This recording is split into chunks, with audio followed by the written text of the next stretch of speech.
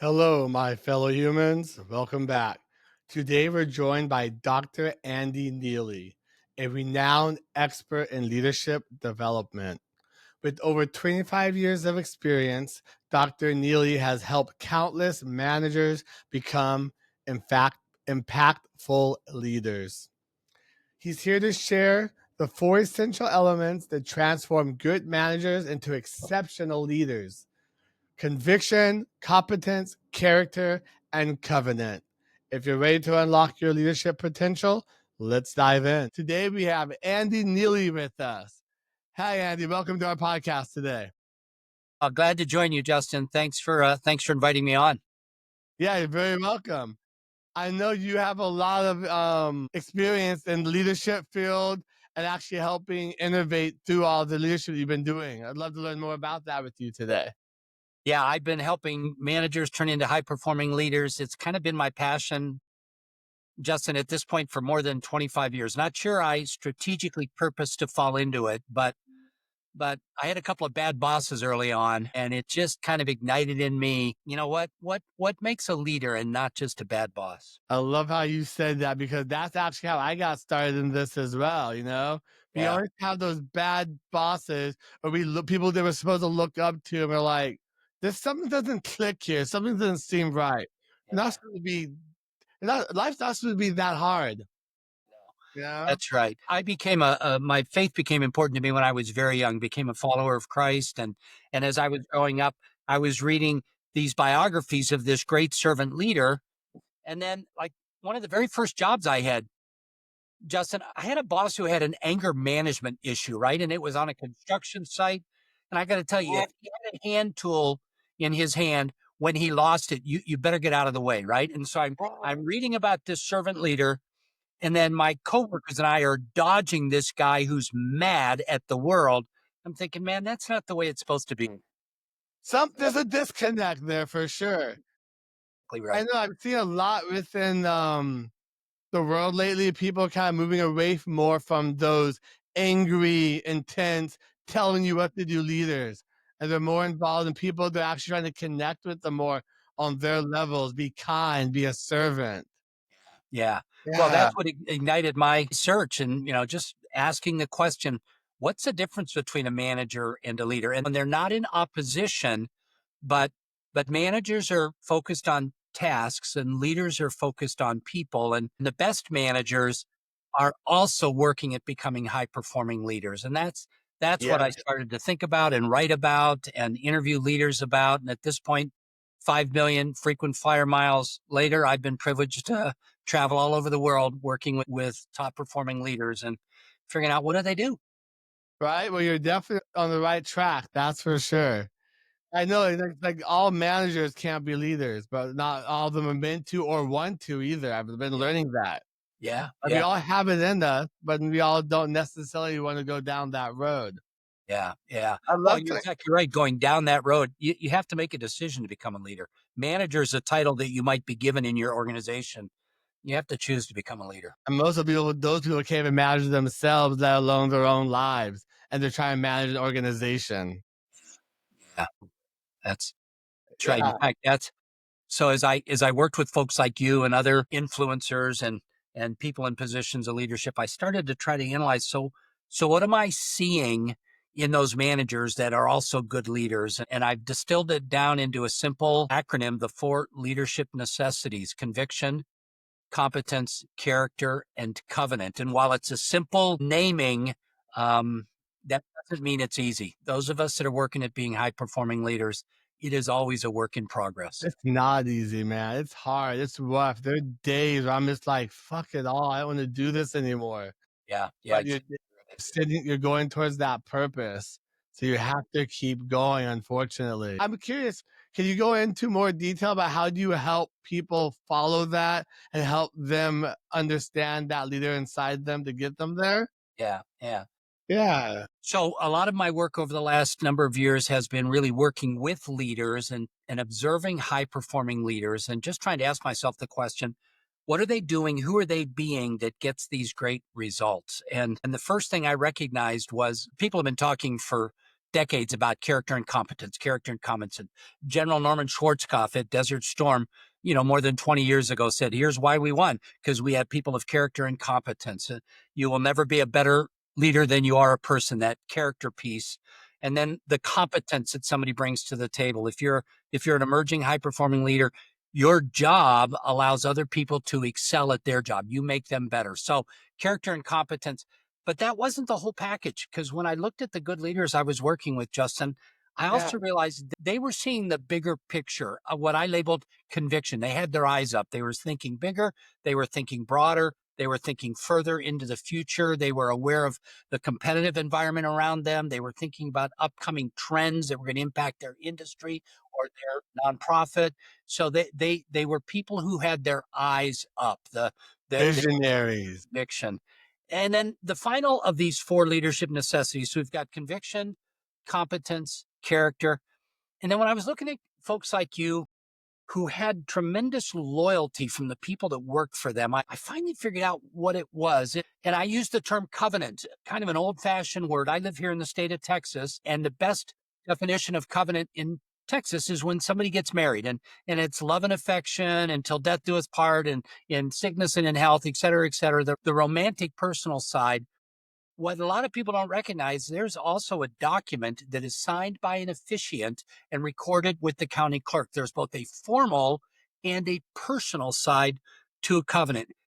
And when I saw the best leaders doing what they did well, I saw somebody like you driving their team to perform. Hey, we've got some projects we're responsible for. We've got sales quotas we need to meet. We've got deadlines we have to keep. And Justin's got a team member whose father is struggling with cancer, and they need another 3 weeks of PTO in order to take care of some things. It goes beyond HR policies, but Justin made it work. There was that personal side as well. And I Yes. realized that's it. That's the final ingredient: conviction, competence, character, and this unwritten contract that I'm going to treat you as a human, what you talk about all the time on your podcast, as well as the formal expectation that we have a job to do.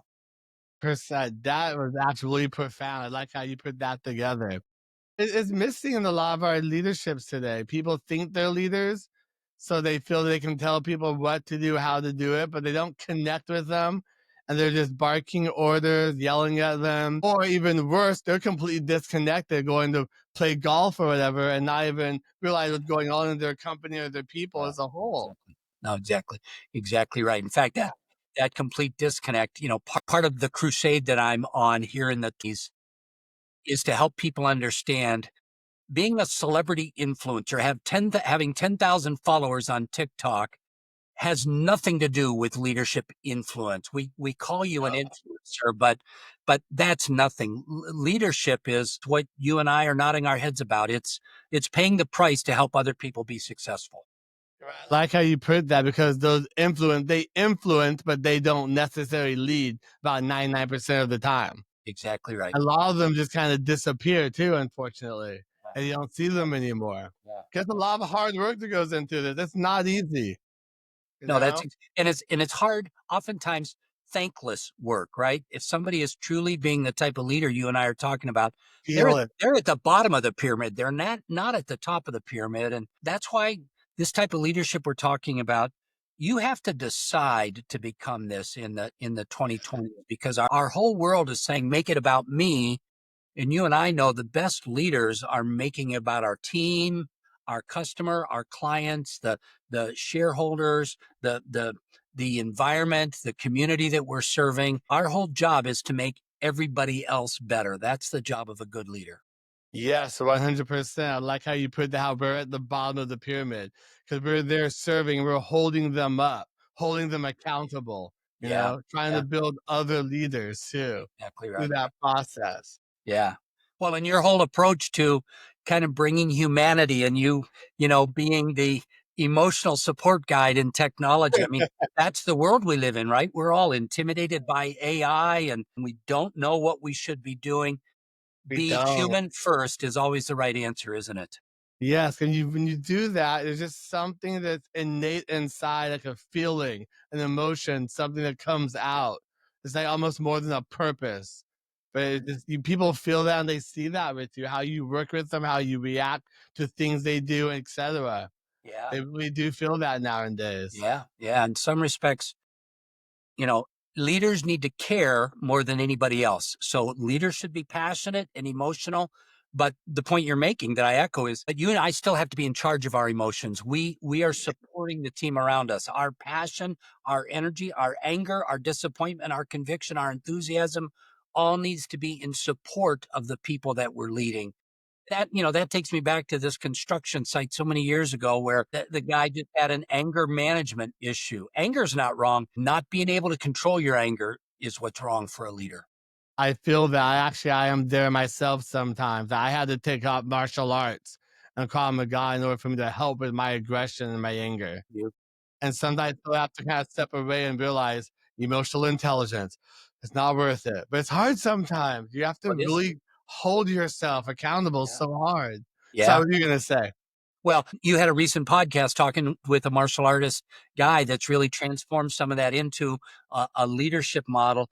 I know for me, I call it the leader's hour. It's not necessarily a 60-minute hour, but it's that time for me early in the morning where I spend some time reading devotionals and praying and practicing mindfulness and getting that Yeah. right mindset because the world is coming at you and me. And unless we have that emotional resilience, we end up reacting instead of responding as leaders.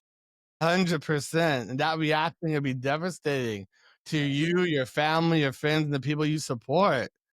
It's tragic, you know? Yeah.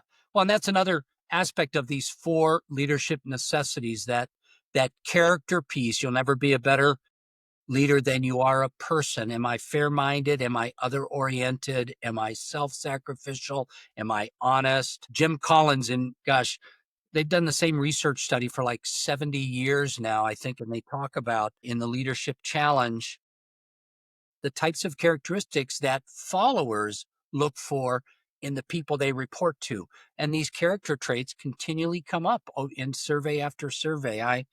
I want to work for a person who's a good person, not just a good doer of things. I agree with that. I've actually had a few different leaders come into my life or as coaches, and there's something he mentioned to me. They're like, not all coaches can be leaders. It doesn't show how I thought about that. Then he said also all leaders are coaches though. So I kind of get that in the way, but at the same time, you have to be careful who you let into your life as being a coach or leader because they sometimes have different interests. A lot they're not aligned with what you're trying to accomplish. And I've recently experienced that with a few of them. Yeah, yeah, that's a good insight. What's their agenda? Is their agenda your best interest or their best interest? And the best leaders find a way to parallel that. They get the best performance out of their team because the vision they set with conviction is a vision everybody can get on board with.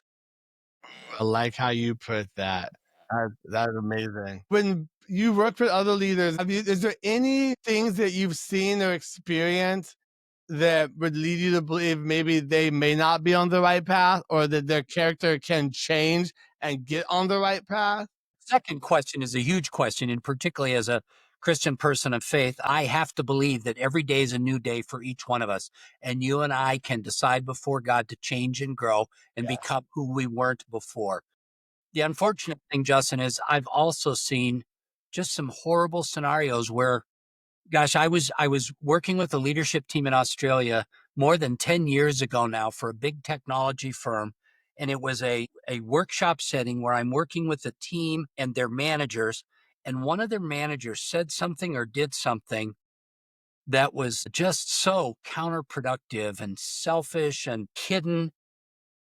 Justin, the amazing thing is I wasn't in charge of the room, but I just saw in the next 10 minutes as people kind of looked at one another and said, "Did you hear what he just did? Do you know what just happened?" I saw the ability of a manager lose the ability to lead because of the character issue we're talking about.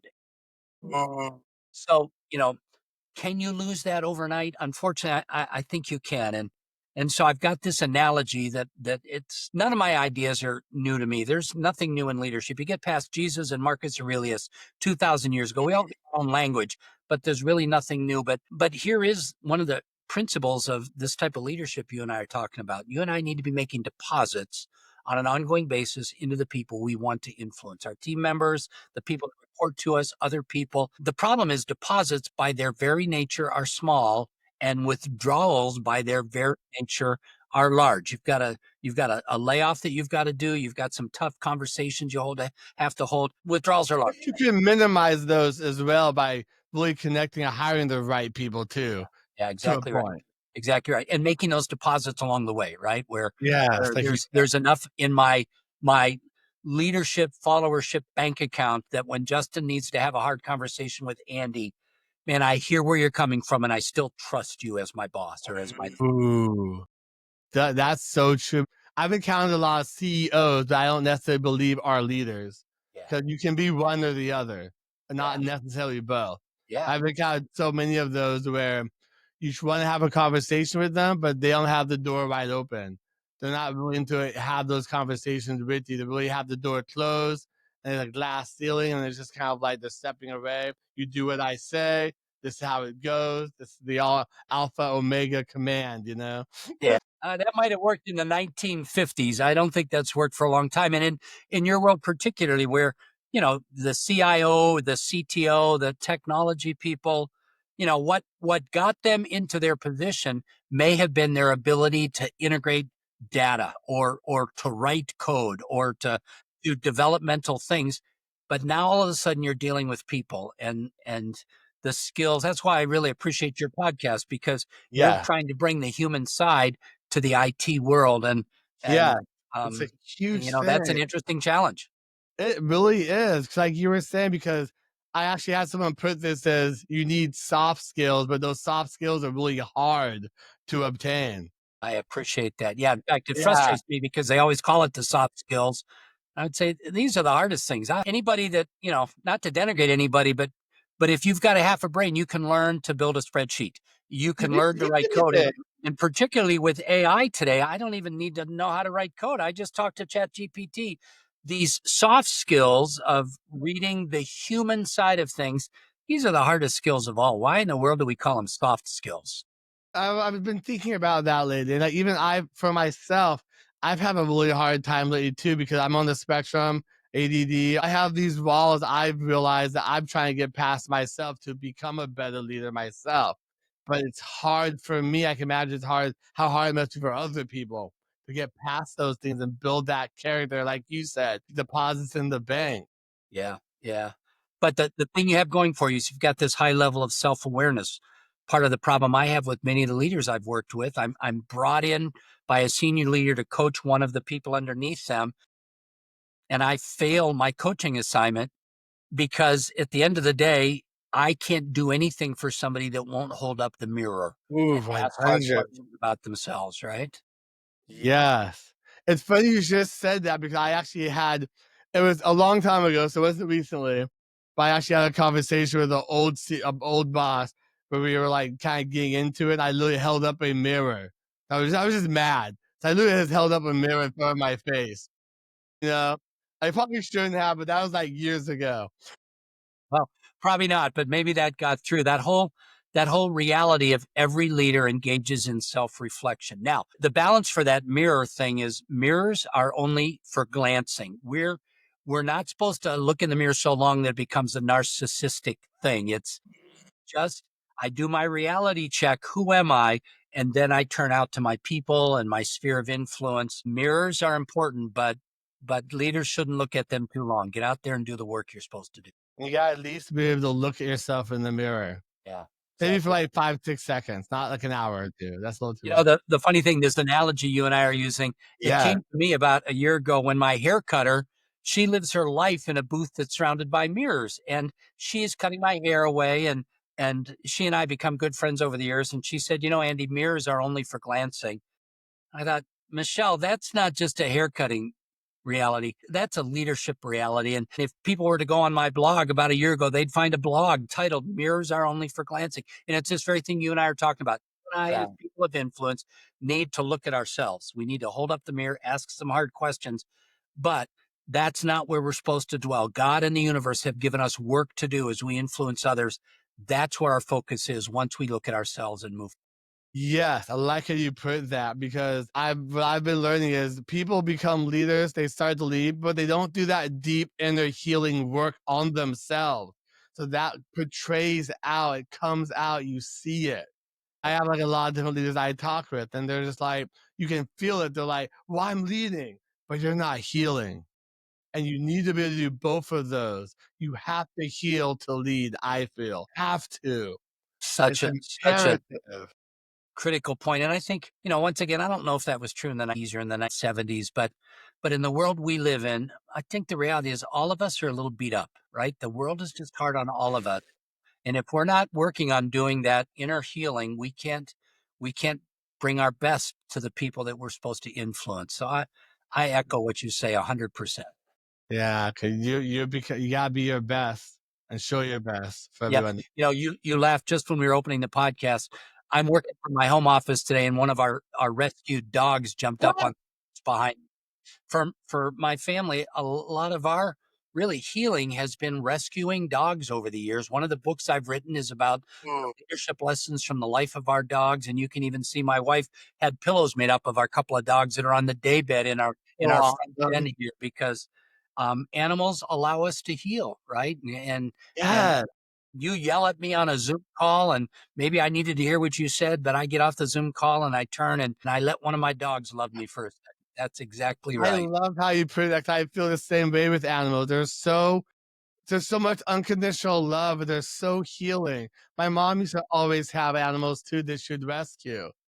And I felt that they're powerful creatures. We don't give them the benefit. People who don't like animals, you see they're there's something weird off about them. They're not really connecting with themselves, you know? There's some work that they need to do, I feel. Maybe. That's just I me. always have to be careful because people that hire me know that I'm an animal person, and somebody who says, "Oh, I don't like dogs, or I don't like cats," I have to make sure I'm still going to bring my best to you. I'm not going to be quite as straightforward as Justin, but I agree with you. Somebody doesn't like, I have that problem. they got some work they need to do probably. So Yeah, so I yeah, have that in myself. It's good and bad, I've learned. I've been trying to figure out more how to shape it to be more influential with it instead of blunt and in your face with it kind of thing. So I'm trying to figure that out. well, and that's this little book I've written, The Golden Principles, is all about how the dogs, these rescued golden retrievers, taught me what you just said. The classic example for me is a number of years ago. Redford was one of the dogs we rescued. He came from a horrible environment. He was living with us. We were trying to get him to trust us and love us. I'd come home late at night from a training or a speaking engagement, walk in the house at midnight, drop my suitcase and backpack, and yell out, "I'm home," and kind of expect everybody to run toward me, happy to see me. Redford would bolt the other way. Well, I had to learn, for me to earn his trust, I needed to get down to his level, right? And so shortly after I spent time with our vet and some animal people, they said, "Andy, you know that play bow that dogs do where they get down in front of each other and they kind of stretch their legs out and their hindquarters are up and their tails wagging? That Yeah. says you're okay and you're safe and I'll play with you." And so here I am, Dr. Andy Neillie, leadership expert, getting home at midnight, dropping to the floor, putting my arm in front, and giving Redford a play bell because that's what it took for him to start to trust me. And I think your point Wow. about that Like that that. that's the whole point of this book is for Yeah. us to lead well. We don't compromise who we are, but we've got to meet people where they're at to bring them to where they need to be. Ooh, that is very well said.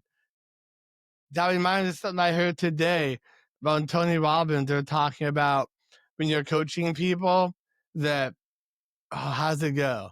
That when you're coaching them, you can't just you have to meet them on their level, not above it, because if you do, then you're not really coaching them. It was something Right. like that. Yeah. That made sense to me. If you're a true leader, you see a vision for them to improve into the future. So you don't leave them where they're at.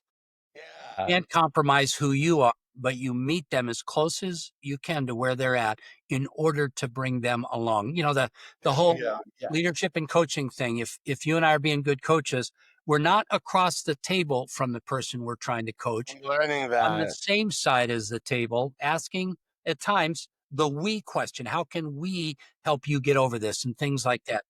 People at the end of the day, they're still responsible for themselves, but 100. Managers who aren't leaders at times do this instead of this. They come down on instead of alongside.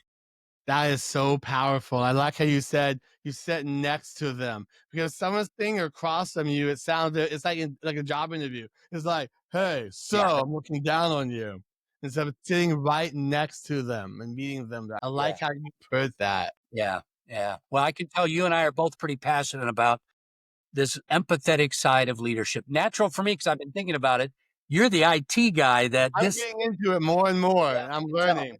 I Like can tell. I had the experience where it kind of all I knew it was always here, but I had to go through something in order for me to have it come out more and realize this is my purpose and passion to help other people find this in themselves. Good for you. Good for you. It took me to die pretty much that to happen, unfortunately. Well, and it is interesting, Justin. I've been talking to leaders for many years now. Lots and lots of the leaders that I've worked with, there was a point in their career, a point in their life, a point in time when they realized something has to change. For Yeah. me, I think it was a series of small steps. I'm not as smart as most people, but for some people it was, I got fired, I got laid off, I got written up, I got called in because I was a horrible boss, et cetera, et cetera. And we have to hold that mirror up and say, all right, so four other people are saying this is true about me. I better start listening to those voices. I've had many of those myself. I feel that really hard.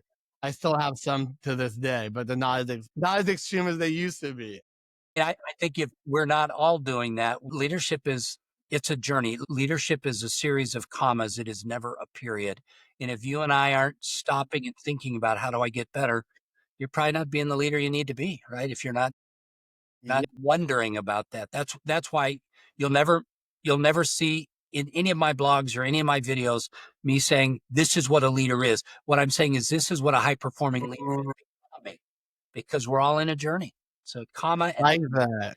yeah. I know I've actually butted heads with some people who are calling them leaders recently with those same sentiments there. Yeah, 'Cause they're yeah, always trying to push leadership this, leadership that, and you feel I'm like, why don't you just work on yourself?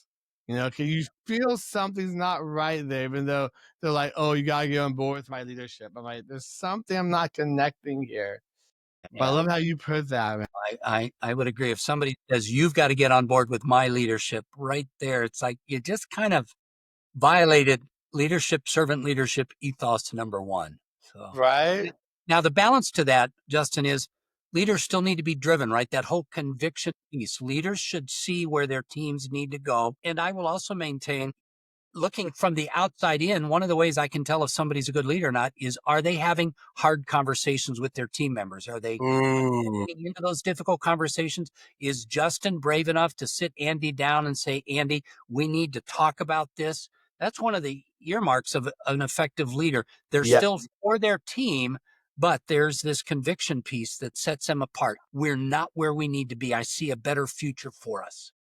I love how you put that. And yeah, I know I'm still on that journey because I can have hard conversations, no problem, but I have to figure out how to have them more compassionately. That's my problem. That's the balance. If you don't have them the right way, they're not going to listen to you. You're gonna be like, And why that are you takes us back barking to at what we talked about earlier, where leaders need to be emotional people, but they need to be in control of their emotions. I me? want Yeah. somebody to know I'm disappointed. I want somebody to know this made me angry, but I also want them to know Andy is a safe place where we can learn and grow together. 100% Andy. I've really enjoyed this with you. I definitely want to have you back on here. I definitely feel like we could have some more conversations. We could go for hours probably. Oh, I can tell. It always excites me when I get to talk with somebody else that's passionate about this stuff. I Yeah, really, that you feel it. yeah, exactly right, Yeah. exactly right. So let's do this again. Yeah, I appreciate. In the meantime, if your folks want to learn a bit more, I've I was got about a to say, yes. yeah. They can go to my website, Neillie Leadership. Dot. I also have an ebook on hard conversations, coaching conversations, affirmation conversations at leadershipmaterials.com. The three imperative leadership conversations, a little 8-page ebook with insights and worksheets that I think would Yeah. reinforce a lot of what you and I've been talking about. Dude, that sounds amazing. I'm gonna have to get that workbook. I'll definitely put the link down in the show notes so Excellent. they can access that. Before we wrap it up today, is there anything that you'd like to leave us with for those leaders that may be struggling to achieve leadership or those who are not sure if they have it in them to be a leader? I think you probably already took me down that path, but I think I would echo it again. You'll never be a better leader than you are a person. Leadership starts with self-leadership. Look in that mirror. Don't dwell in the mirror, but look in that mirror and ask yourself some hard questions. It does not hurt to repeat that 100 times. Oh, it sure That doesn't. all. Sure doesn't. Well, thank you so much, Andy, for coming on today. My You have a pleasure. wonderful day. You too. Thanks, Justin. What a great, great conversation. Yeah. Bye, Andy.